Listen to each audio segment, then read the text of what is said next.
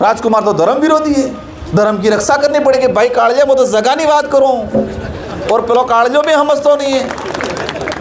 जिस जमीन पे बैठा है वो उसका पट्टा नहीं है, पर झंडो बीजान हाई इन्हीं रक्षा भाई जगान तो पहली करो। आदिवासी मीणा सेवा संस्था किस प्रांगण में सांसद मद से लाइब्रेरी भवन का शिलान्यास कार्यक्रम, इस कार्यक्रम में हमारे बीच में पहुंचे हुए बागीदोरा से विधायक जी और इस संस्था के पूर्व अध्यक्ष, वर्तमान अध्यक्ष और संस्था के समस्त सदस्यगण, विशेषकर हमारे इस घाटोल क्षेत्र के सेवानिवृत्त अधिकारी कर्मचारीगण,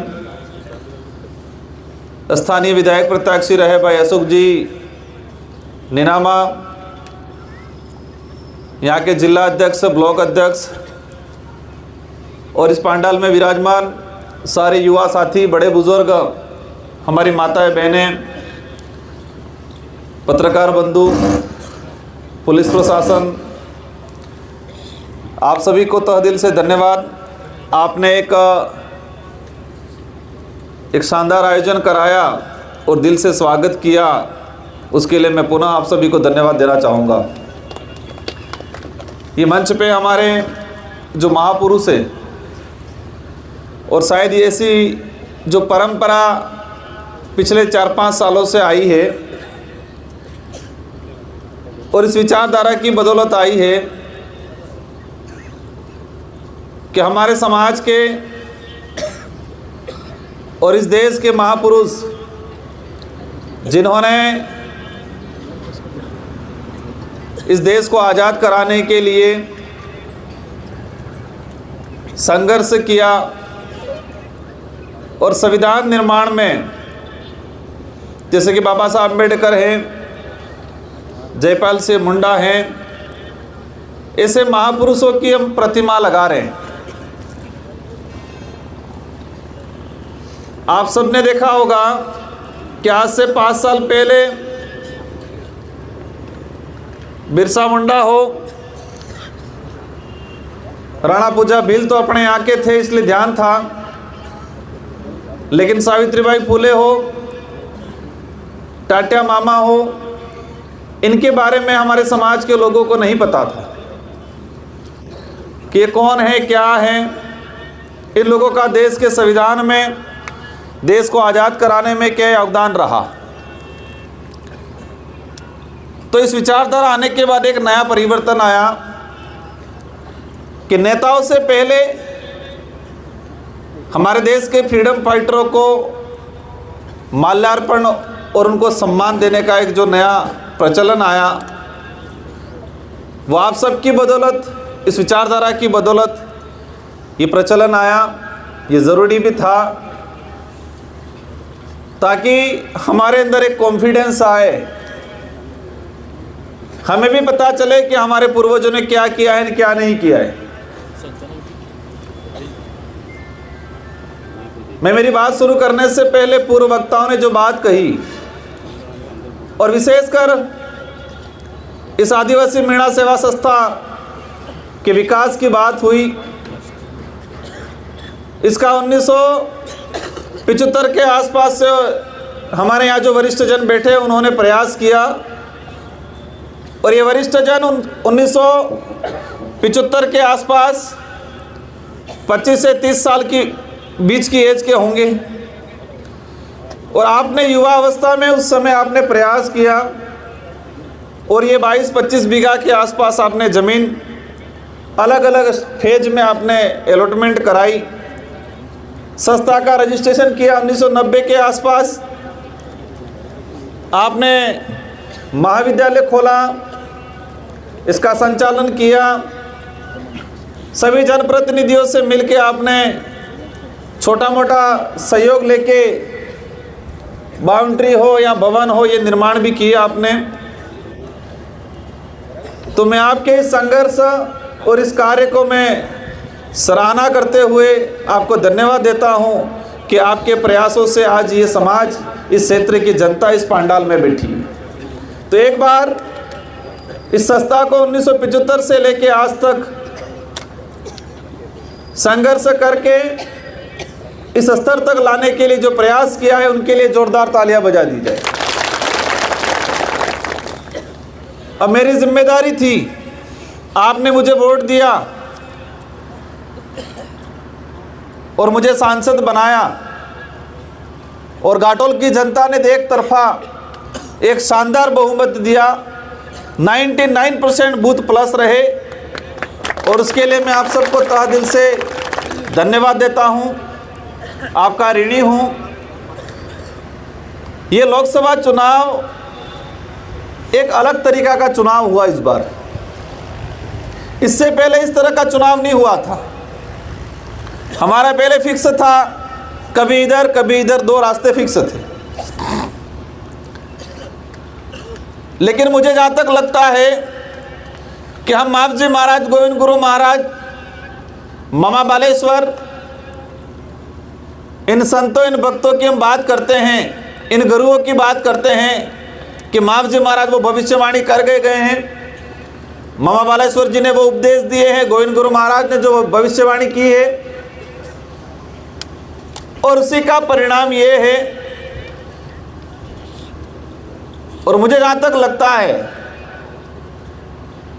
कि उनकी भविष्यवाणी का ही परिणाम रहा कि लोकसभा चुनाव में मैं एज ए विधायक था, और इस उम्र में मुझे 84 की जनता ने 2 बार विधायक बना दिया।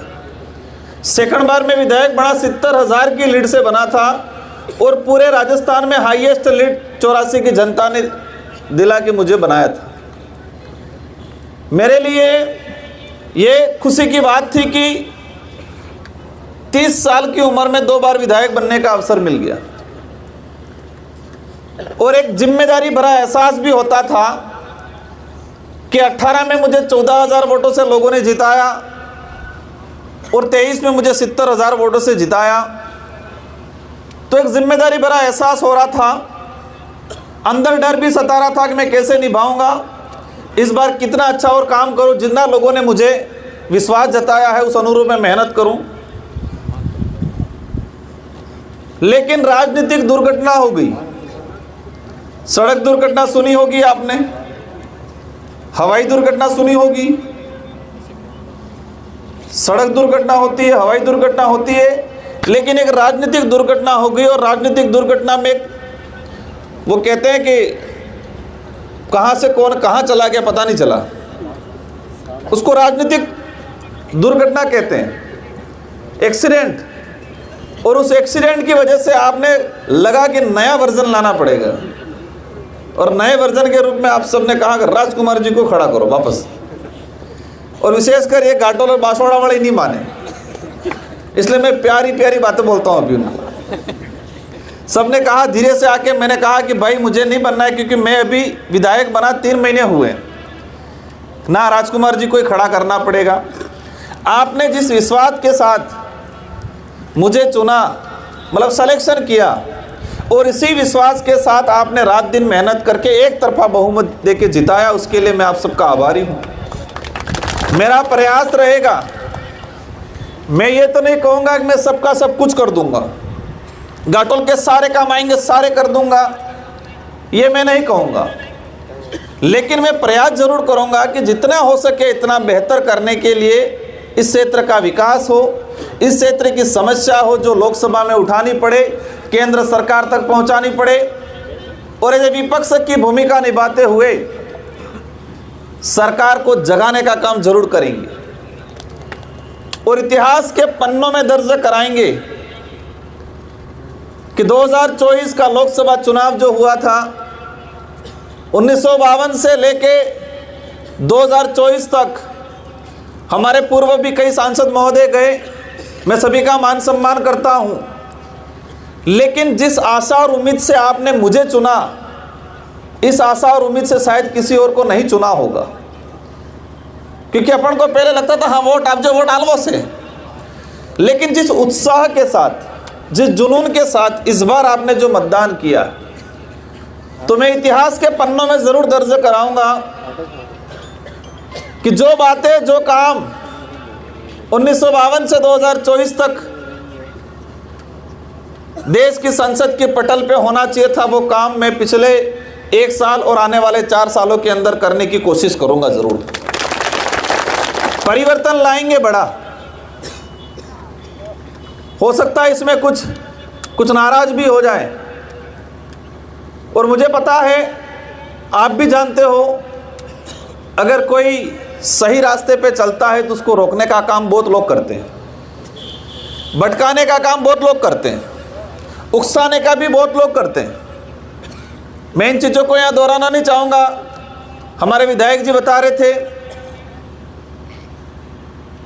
हमारे गुरुजी आए थे, डिंडोर साहब कह रहे थे, शिक्षा को लेके बोला। अभी हाल ही आपने एक घटना भी देखी होगी, इस देश की राजनीतिक में नया ट्रेंड आ गया है। पहले राजनीतिक में एक वैचारिक मतभेद हुआ करता था और नपी तुली बात कहते थे। अभी राजनीतिक ट्रेंड ये आ गया है कि जोर से बोलो, झूठ बोलो और बार बार बोलो। और ये ट्रेंड कौन लाया है, कैसे चल रहा है, आपने देख रहे होगा, आप देख रहे होंगे, क्योंकि हर मनक बेरोटा खाए, तो बेरोटा खाए इसलिए हमस भी राखे। मैं समझता हूं कि उकसावे में कौन आता है, युवा आता है। उकसाने का काम कौन करता है, या उतावलापन कौन करता है, युवा करता है। जोश में कौन आता है, युवा आता है। लेकिन पता नहीं वो मेरे अंदर युवापन चला गया था क्या मालूम, लेकिन मुझे ना जोश आया, ना मैं किसी के उकसावे में आया, ना मैंने कोई जल्दीबाजी की। मैंने मुसीबतों से भागने की जरूर कोशिश की, मैंने मुसीबतों से भागने की जरूर कोशिश की, क्योंकि मुझे पता था कि वो मेरे से लपटेंगे, और उनकी चेन ऐसी बनी हुई है, उनके लोगों को ट्रेनिंग ऐसी दी है कि जोर से बोलो, झूठ बोलो, बार बार बोलो। और हमारा बाप दादा कहेंगा, पेलो तो डोहो तो पण आ तो सुरो तो मोड़े मोड़े करता छाल तो पण एम तो नहीं करना पड़तो। तो मैंने कोशिश किया, और ये ताकत ये आप लोगों की वजह से आई है। मेरे अंदर जो ताकत आई है, मेरे अंदर जो क्षमता आई है, मेरे अंदर जो समझ आई है, वो आप लोगों की मेहरबानी, क्योंकि मैं आपका, मेरे एक केंद्र बिंदु बना हुआ हूं मैं। आप सभी की आशा, उम्मीद, आप सभी के सवाल जवाब मेरी तरफ रहते हैं, तो मैं अपने आप को आप सबकी तरफ से खड़ा हुआ महसूस करता हूं। मैं अपने आप को आप सबकी तरफ से खड़ा हुआ महसूस करता हूं। मैंने कुछ भी नहीं किया, मैंने कुछ भी नहीं किया। मोवे कह रही जो रावत साहब तमें एम होकरा करो, तो रावत साहब हो कहीं, तुमने तू बोला मेरे को, तू बोला। मैं कह जू कि सरपटा साहब तमें होकर बाजू बगड़वा जो, तो सरपटा साहब होते नो कहीं, मेरे को तू बोला, मेरे को तू बोला। अरे मैंने तमें तुम कहा है, मैंने तू कहा ही नहीं है। तो इन चीज़ों को चर्चा करके अपना समय व्यर्थ में जाने का काम नहीं करें, लेकिन ये चर्चा निकल गई थी। तो मेरा आप सभी से अनुरोध है कि इस बात को कहने का अर्थ ये था, तात्पर्य ये था कि आप सभी के अंदर भी वो चीज़ होनी चाहिए। सारे पार्टी के पदाधिकारी हो, कार्यकर्ता हो, सामाजिक लोग हो, हम सब के अंदर वो चीज़ हमको लानी है, क्योंकि हमको लंबा चलना है, धैर्यता रखनी है, किसी से बेवजह उलझना नहीं है। हमें किसी का कोई सवाल जवाब है, किसी का आरोप है, तो हमें मर्यादित भाषा में हमें उसके रिप्लाई जरूर करना है, लेकिन कहीं किसी से उलझना नहीं है। ये आज सभी प्राण ले, क्योंकि ऐसी मुसीबतें और आएगी, मेरे सामने आई, आपके सामने भी आएगी, आपको भी उकसाएंगे, हर तरफ से हरकतें करेंगे और इल्ज़ाम आप पे डाला जाएगा। देश का ट्रेंड बन गया है कि ओरिजिनल मुद्दों को दबाना है, तो बेवजह चटपटा मुद्दा ले आओ ताकि ओरिजिनल मुद्दे दब जाए। ये भारत देश की राजनीतिक में अभी ट्रेंड बन गया है कि वास्तविक मुद्दों को अगर दबाना है तो चटपटा कोई मुद्दा ले आओ ताकि वास्तविक मुद्दे दब जाए। आज चर्चा क्या हो रही है कि दिशा की बैठक में बढ़ना लड़ना। चर्चा ये होनी चाहिए थी कि दिशा की बैठक में किन किन मुद्दों पे चर्चा हुई। अभी मेरे पास आए सूर्य फाउंडेशन वाले भाई जिनको ठगा गया, मेरे पास आए अभी दिया कि रोजगार गारंटी के तहत काम नहीं मिल रहा है। मुद्दा वो था। हमने एक चीज कही थी कि सरकार 100 से 125 दिन कर रही है, लेकिन सरकार ये बता दे कि इस एक साल के अंदर 100 दिन कितने लोगों को दिया। हम कह रहे हैं या सरकार कह रही है कि 100 दिन से 125 दिन कर दिया। तो मैंने पूछा कि इस एक साल में आपकी सरकार थी तो 100 दिन कितने लोगों को दिया। 3 लाख जॉब कार्ड डूंगरपुर में और 100 दिन पूरा करना था जाए 2800 जन, 1%, 1.5% लोगों के, वो भी किसके, जिसका कैटल शेड था और पीएम आवास था तो हुए। तो ये देश की सच्चाई को समझने की जरूरत है। आज हम कह रहे हैं, अशोक भाई कह रहे थे कि बोला टायर में पेंसर काढ़ी के इम होनो काढ़ी खबर नहीं पड़े।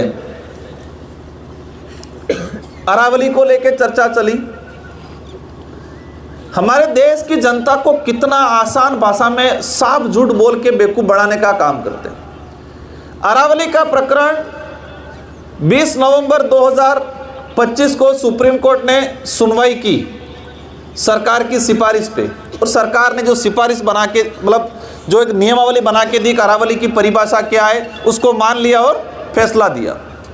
मेरी जानकारी में लगभग ये 28 नवंबर के आसपास आया और मैंने लोकसभा चल ही रहा था, 3 से 4 दिसंबर से मैंने लोकसभा में इसको लगाने का प्रयास किया और 16 नवंबर को शायद मैंने लोकसभा में, और आप सबकी बदौलत अरावली प्रकरण को पहली बार देश के सामने लाने का काम आपके सांसद राजकुमार रोत ने किया लोकसभा से। इसके बाद देश के सारे लोगों को, सारे पार्टियों को पता चला, माहौल चला। कुछ दिन बाद सरकार के कुछ लोग क्या कहते हैं कि सरकार ने आदेश कर दिया है कि अरावली में किसी भी प्रकार की नई लीज जारी नहीं करेंगे, रोक लगा दी पूर्ण रूप से। सारे मीडिया के चैनलों ने जोर जोर से चलाया, क्या कहा कि अरावली पे सरकार ने बड़ा फैसला लिया, अरावली को लेकर सरकार ने बड़ा फैसला लिया और अरावली में किसी प्रकार की लीज नहीं होगी। तो आंदोलन करने वाले भी कहे हाँ अपने जीती गया। अब मेरे यहाँ बुद्धिजीवी वर्ग बैठा है, सुप्रीम कोर्ट ने कोई फैसला दिया है, क्या सुप्रीम कोर्ट के फैसले को सरकार अपील में जाए बिना कोई आदेश उसको निरस्त करने का आदेश दे सकती है? सुप्रीम कोर्ट ने कोई फैसला दिया और उस फैसले की विरोध में अपील में गई नहीं सरकार, लेकिन सरकार क्या कह रही है कि सुप्रीम कोर्ट के जो फैसला था उस पर रोक लगाते हुए सरकार ने आदेश दे दिया कि कोई नई लीज जारी नहीं होगी। अब कितना साफ झूठ है। उसी सुप्रीम कोर्ट के जजमेंट में बिंदु संख्या में भूल रहा हूं, उसमें सुप्रीम कोर्ट ने, क्योंकि सरकार ने कहा कि 100 मीटर से ऊपर वाली को अरावली माना जाएगा, 100 मीटर के नीचे वाली जो है उसको अरावली नहीं माना जाएगा, उस पर कभी भी खनन के लिए लीज पे दे सकते। लेकिन उसी में सुप्रीम कोर्ट ने लिखा कि लीज पे तब देने का काम करे सबसे पहले उसकी सारी मैपिंग की जाए। क्या किया जाए? मैपिंग किया जाए, सर्वे किया जाए कि कौन सी पहाड़ी 100 मीटर के अंदर वाली किस हाइट की है, किस राजस्व में है, चारागाह में है कि फॉरेस्ट में है, उसकी मैपिंग करे। उसके अंदर कौन सा मिनरल है उसकी मैपिंग करे, इसके बाद लीज पे दे। ये सुप्रीम कोर्ट ने ऑलरेडी कहा था। भाई केजू थे कि बगीचा में फूल ही, लेकिन ने लाल फूल और कालू फूल अलग करना को अड़ा बाद वे स्वयं केजू सुप्रीम कोर्ट ही तो सरकारें हो केजू कि हमने रोक लगा दिया। लोग खुश हो गए, पर वो छटनी तो हो रही है ना अभी कि कौन से पहाड़ में क्या मिनरल से। भाइयों, हमें लड़ना था जल जंगल जमीन और संविधान के हक अधिकार को लिए लड़ना था, लेकिन हमारे लोगों की लड़ाई अलग पकड़ा दी, दूसरे झंडे पकड़ा के दूसरी लड़ाई।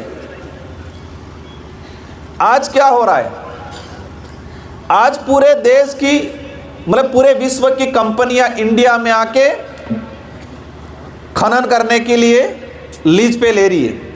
ये पेंसर वालू जी है, सोने की जो कंपनी है, जिस कंपनी ने हायर किया है, मैन टेंडर पता नहीं किसी और का हुआ है, लेकिन ये जो सर्वे वाली कंपनी है और उसको हायर करने वाली कंपनी कौन से देश की है? ऑस्ट्रेलिया की है। सोना निकालने की जिम्मेदारी उसको लेने का काम ऑस्ट्रेलिया की कंपनी कर रही है, और इसमें केंद्र राज्य सरकार को कुछ हिस्सा देंगे कि तुम्हारे यहां से ले जाएंगे, इसमें से इतना % आपको देंगे। अरावली पर्वत श्रृंखला में लिथियम निकला है, भी लिथियम। इस चीज को आप सबको जानने की जरूरत है। लिथियम, अभी कह रहे एआई का जमाना आया, और एआई मतलब इंटरनेट, मोबाइल, कंप्यूटर, लैपटॉप, आप ले भाजी लटका भी ना यू, ये सब इलेक्ट्रॉनिक चीजें। तो लिथियम है, वो सारी इलेक्ट्रॉनिक चीजों में लिथियम की आवश्यकता रहती है। तो अरावली में लिथियम की खोज हुई है, और इसीलिए ये खेल हो रहा है। मेरा जो समझ है और मैंने जो जानकारी ली है, भारत देश के अंदर America, Japan, Australia, Europe country की कई कंट्रियां भारत के अंदर मतलब आके लीज पे ले जा रही है। एटलीस्ट सिंपल भाषा में हम जो अपने के बार गेहूं पाकेगा, नरमाजिन घेर थाजा 10 क्विंटल गेहूं ए बार वैसे हो रेट में से बार 2500। अब आना खावा वाले रावा नहीं देता है भाई, 10 क्विंटल हुए तो 3 क्विंटल 4 क्विंटल से खावा बोले सुझे घेर, तो खवा बोले नहीं रवा देता, यहाँ 25 रुपये में पासा वैसे पूरा। और ननोबाजी हूँ कहीं कि मुँह आना घेरनो मालिक हूँ कहीं, पूरा गाँव विसीरी जाए बाहर, और हूँ कहीं मैं इस घर का मालिक हूँ और विकसित भारत बढ़ाऊंगा हम कहीं। अब पासी सीजन आवेगा, तानी दण 20 लिवा जाएगा या घेर खा बोले लिवा जाएगा, हूँ रेट में मलेगा ही कटलम मलेगा, तरी पात्री में मलेगा 40 में बढ़े कही दादो। मतलब अभी हम रिजर्व नहीं रख रहे हैं, 40 रुपये में रिटर्न बीज लेने जाएंगे तो आपको 40 रुपये मिलेगा, 35 रुपये मिलेगा, खाने के लिए भी लेने जाएंगे तो भी 30 रुपये 35 रुपये मिलेगा। तो वही चीज भारत देश के अंदर हो रहा है। हमारे यहाँ से मिनरल निकाल के विदेशी कंपनियां ले जा रही है, और अमेरिका जैसे देश जो हैं इनके यहाँ पर रिजर्व रख रहे हैं। कानून बना दिया है, अदर कंट्रियों ने कानून बना दिया है कि हमारे यहाँ लिथियम है, सोना है, बॉक्साइट है, ये बॉक्साइट 2050 से पहले नहीं निकालेंगे, ऐसा कानून बना लिया। और हमारे यहाँ पर खोज के निकाल के सर्वे खरा के किस पहाड़ी में क्या है, सारा का सारा विदेशी कंपनियां आके ले जा रही है, और हम कहीं विकसित भारत का हिस्सा बनाएंगे। आज अंग्रेज एक कंपनी लेके आया था, ईस्ट इंडिया कंपनी, आज कितनी कंपनियां लेके आ रहे। मुझे जहां तक समझ में आ रहा है, जो लूटने वाले हैं, झूठ फैलाने वाले हैं, वो गलत नहीं है, झूठ को स्वीकार करने वाले गलत हैं, जिसमें हम सब हो सकते हैं। कोई कुछ भी कह रहा है, मान रहे हैं। जब भी मुद्दा आता हूं कहीं, जब भी अरावली का मुद्दा आया, पहले हो के राजकुमार तो धर्म विरोधी है। राजकुमार ने कहा कि रोजगार गारंटी के तहत यहाँ पर लोगों को रोजगार नहीं मिल रहा है, मेट कारीगरों का पेमेंट नहीं आया हो कहीं, राजकुमार तो ईसाई का एजेंट है, डाइवर्ट। भारत आदिवासी पार्टी बोल रही है कि जल जंगल जमीन, जो आदिवासी जिस जमीन पे बैठा है बरसों से, उसको फॉरेस्ट राइट 1% पट्टा मिलना चाहिए। चारागाह बिलाने में बैठा हुआ है। मैंने देश की लोकसभा से क्वेश्चन निकाल के डाटा निकाला है। डूंगरपुर, बांसवाड़ा, उदयपुर में 91 की रसीद जो कटती है बिलाना और चारागाह की, तो 3 लाख के आसपास परिवारों की 91 रसीद कट रही है। मतलब ये क्लियर होता है कि 3 लाख परिवार बिलाना चारागाह की जमीन पे बैठा है। अब ये बात करते हो गए राजकुमार तो धर्म विरोधी है, धर्म की रक्षा करनी पड़ेगी। भाई कालजे वो तो जगानी बात करूं और पेलो कालजो भी हमस तो नहीं है। जिस जमीन पे बैठा है वो उसका पट्टा नहीं है, पर झंडो बीजान हाई इन्हीं रक्षा भाई जगान ते पहली करो। तो वो समझ हम में विकसित करने का काम करना है। सही क्या कह रहा, मैं कई बार कहता हूं कि राजकुमार रोध भी कहे तो उसको सीधे नहीं मानना है, कितना सही कह रहा है कितना गलत कह रहा है उसका चेक करना है, क्योंकि दिमाग तमफा भी है। मैंने जो कह दिया वो नहीं मानना है, कितनी सच्चाई है वो भी परखना है, हर नेता का परखना है। ये जब तक नहीं लाएंगे हमारे एरिया को लूटने से नहीं बचा सकते, हमारे एरिया के साथ ठगा जाएगा। आज खलबली मच गई है कि ये सप्पा बूढ़ी जनता थी नहीं, ये एकदम मतलब जो जागरूक हो रहा है वो बनवास में कहीं। जो युवा रिजर्वेशन की बात करता है, जो युवा रोजगार की बात करता है, क्या कहते हैं, वो भटक गया है। जो कर्मचारी कानून की बात करेगा, जो कर्मचारी अच्छे पढ़ाने की बात करेगा, जो पुलिस कर्मचारी नियम के अनुसार काम करेगा, कहेंगे ये तो बाप पढ़ा है कहेंगे। मैं देख रहा हूं कई राजस्व के अधिकारी हैं, पुलिस डिपार्टमेंट के अधिकारी हैं, एजुकेशन के अधिकारी हैं, नियम के अनुसार गरीब के लिए काम करता है, गलत का साथ नहीं देता है, या हेत्ता लेटर लेकिन आले ये कर्मचारी बाप का है इसको हटाओ। मतलब जो नियम के लिए काम करेगा, गरीब के लिए काम करेगा, वो बाप ना। तो कुल मिला के ये हुआ कि सही बात है भाई, अच्छा आदमी हमारा बुरा तुम्हारा। कई ऐसे कर्मचारी ने बताया कि राजकुमार जी हमने आपको कभी वोट नहीं दिया, लेकिन हमने अच्छा काम करने की कोशिश की तो हमको हटा दिया बाप का ठप्पा लगा के, तो अब बाप का बनना पड़ेगा। तो साथियों ये जो चीजें हैं हमें समझना पड़ेगा कौन सही है कौन गलत है। और एक यूरिया वाली बात आती थी, अशोक भाई मैंने पोंक दबाता तुम्हें कौन है कि किम कहता किमना किया।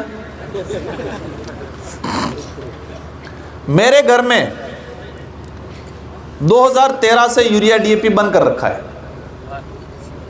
मार क्षेत्र में हमने 2013 से यूरिया डीएपी बंद करी दी दुए। क्यों बंद किया मैंने? मैं आर्मी टचिंग कैंप में गया था नागालैंड, हमारे फौजी भाई साहब आए थे। मैंने आपकी SLR LMG सब थोड़ी थोड़ी सीखी है। एनसीसी कैंप में तो आर्मी वाले जब सुबह ट्रेनिंग लेते थे तो हम दौड़ नहीं पाते थे, तो वो गाड़ी देते थे कि यूरिया डीएपी खा खा के सब घिसे हो गए हम गरीब। और ये सच्चाई है, ये सच्चाई है कि आप देसी खाद वाला गेहूं एक मुट्ठी में पकड़ो और उसी साइज का यूरिया डीएपी वाला पकड़ो, कणाम वजन आवे जुली जो किसमें वजन आवे जुली वालों। यूरिया डीएपी दबाड़ी ना किलो गाँव है ई तमे कवला में या कूटी में या दरम में अवीरी मिलो 1 साल ने देसी गाँव वालों अवीरी मिलो 1 साल, और 1 साल बाद जुबान ने कईयो खजन कईयो नहीं खजे ही जुली वालों मुनाने के तो हो खजो। लेकिन हकीकत है हमें उस लाइन पे आज हम कह रहे हैं हम शिक्षित हो गए। हम कितने शिक्षित हुए पता है? कि बीमार पड़ते हैं तो इलाज कराने की समझ आई है, इतने शिक्षित हुए। पर मैं चाहता हूं कि हम इतने शिक्षित हो कि हमें यह पता चले कि हम ये खाएंगे तो बीमार नहीं पड़ेंगे। इतना शिक्षित होने की जरूरत है। आज हम जागरूक किसको मान रहे हैं? बीमार हो गया तो इलाज करना की समझ पड़ गई, इसको जागरूक मान रहे हैं। मेरी नज़र में वो जागरूक नहीं है। मेरी नज़र में जागरूक ये है कि बीमार पड़ने से पहले पता रखे कि मैं क्या खाऊंगा तो बीमार पड़ूंगा, क्या नहीं खाऊंगा तो बीमार पड़ूंगा, वो जागरूक है मेरी नज़र में। हमारे बड़ेला कई पाक बाप दादा थे, कई निगरानी में कहीं, पर मेरी नज़र में शिक्षित बाप दादा थे। शिक्षा का अर्थ क्या है? शिक्षा का अर्थ पढ़ना और लिखना शिक्षा का अर्थ नहीं है। शिक्षा का अर्थ है कि आपको सामान्य और सर्वांगीण ज्ञान होना। तो हमारे बाप दादा को पता था कि करकेटो लाल थाई की એટલે साटा आवेंगा शारदाड़ में, और हमारे पढ़े लिखे गूगल में सर्च करें मौसम का कैसा है रुख। तो आत्मनिर्भर कौन था? हमारा बड़ा बुजुर्ग था। जारा सकली कहिए बोले बुखार आप जो ते प्ले नाहली लाविन कुटिन पाई पड़े, तो वो ज्ञानी थे। हाँ, पढ़े लिखे नहीं थे, ये कह सकते हैं, जिनको लिखना और पढ़ना या पढ़ना और लिखना नहीं आ रहा था, लेकिन हम इनको ये नहीं कह सकते कि वो शिक्षित नहीं थे, वो हमारे से ज़्यादा शिक्षित थे। सर कुछ बोल रहे हैं? गुणी शिक्षा थी, गुणों की पहचान थी, प्रकृति से सीखते थे वो। तो आज मैं जुजे बारक में बनला एप्लीकेशन आलिंग किया न, तो एड्रेस लगचू पूरी रामायण लगती है, लेकिन राम गुण है लगचूस नहीं है। पसे कहीं हम बेरोजगार, मैं कि जो बेरोजगार नहीं, हम बेरंग थोड़ा बता रहा। आज हमारे गुरुजी कह रहे थे कि शिक्षा वो शेरनी का दूध है, जो पिएगा वो दहाड़ेगा। अब इस दूध में ही केमिकल ने, डीएपी ने, यूरिया ज्यादा होगा तो फिर दहाड़ेगा वो? दहाड़ेगा नहीं दहाड़ेगा। तो क्वालिटी वाली एजुकेशन में एक लास्ट अंतिम बात कहना चाहूंगा। देश की आम गरीब जनता को, जिसमें सब आ गए, आदिवासी, दलित, पिछड़ा, ओबीसी, सामान्य, सब आ गए। इस देश को, आम जनता को कमजोर करने के लिए, विवेकहीन बनाने के लिए वर्तमान सरकारों ने एक पॉलिसी बनाई है। क्या पॉलिसी बनाई है? गुणवत्ता युक्त एजुकेशन नहीं देना है, ये पॉलिसी बनाई है। एनसीईआरटी, सीबीएसई, इन 2-3 बोर्डों के अंदर मैं देख रहा हूं 10 सालों में संशोधन ऐसा किया है, जो वैज्ञानिक दृष्टिकोण वाला एजुकेशन था, जो तार्किक एजुकेशन था, गुणवत्ता युक्त एजुकेशन था, इन सब को हटा दिया गया है पिछले 10 सालों के अंदर। और काल्पनिक, बिना मतलब की चीजें, इंसान को तर्क युक्त, विवेकशील इंसान नहीं, विवेकहीन इंसान बनाने की एजुकेशन दी जा रही है। आज देश के जितने यूनिवर्सिटी है, यूनिवर्सिटी में वो व्याख्याता लग रहा है जो सेटिंग बाज है, क्वालिटी वाला नहीं लग रहा है। क्या होगा? इसलिए एजुकेशन 3 प्रकार का है। पहला एजुकेशन पारिवारिक एजुकेशन, सामाजिक एजुकेशन। दूसरा एजुकेशन पाठ्यक्रम वाला एजुकेशन, क्वालिफिकेशन वालों, कागजी क्वालिफिकेशन वालों। और